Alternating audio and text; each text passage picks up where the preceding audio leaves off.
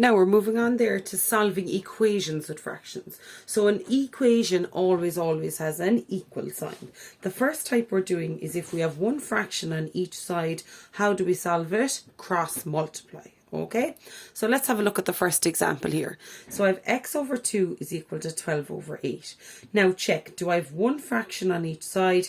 Yes, I do. So that means I can then cross multiply. Okay, so when you're cross multiplying, what you're doing is you're multiplying, if I can find a different colored pen.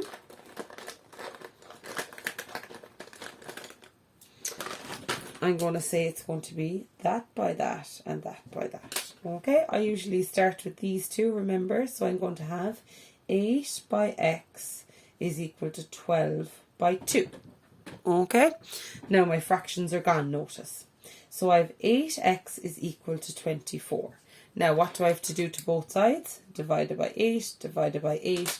So final answer, x is equal to 3. On to example number 2. Check, do I have one fraction on each side? Well, what's the fraction here really? 6 is over what? 6 over 1. And then I can do my arrows and I'm going to cross multiply.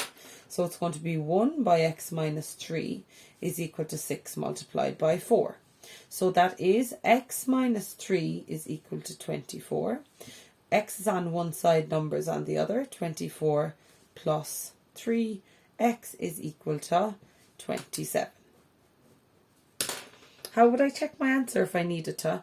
Well, I could say, right, sub in 27 here. What is 27 take 3? 27 take 3 is 24. 24 divided by 4 is 6, which is correct, if you're asked to verify it. Okay, you don't have to do that, but I'm just saying if you did. Check, do I have one fraction on each side? Yes, I do. So I'm going to put my arrows and I'm going to cross multiply. Okay, so starting with these two together.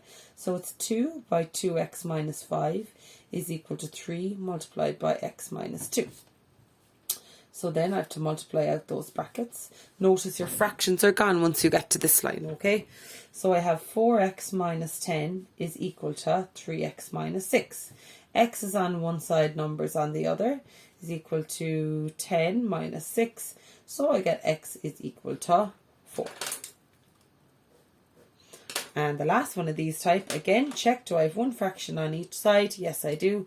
Arrows up and multiply. So I have 5 by 3x plus 4 is equal to 5 by 19. So 15x plus 20 is equal to 5 by 19 is 95. So I have 15x is equal to 95 minus 20. 15x is equal to 75. So x is equal to 5. Sorry, I forgot to do my divided by 15, divided by 15, as is good practice. Divided by 15, divided by 15, x is equal to 5. Now, I'm just going to ask you there, could you spot a shortcut way of solving this one? There is a shortcut to it. Now, that way was perfect, worked out fine. But let's just look at a shortcut. Because you know we love them. 3x plus 4 over 5 is equal to 19 over 5.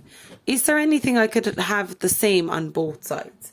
Well, this one has a 5 in the bottom and a 5 in the bottom, so they match, so they can cancel off. So I have 3x is equal to 19 minus 4, because that plus 4 becomes a minus 4. So I have 3x is equal to 15 divided by 3 divided by 3. X is equal to 5. Alright, so that's just going, so it's a shortcut I suppose for this one here, as opposed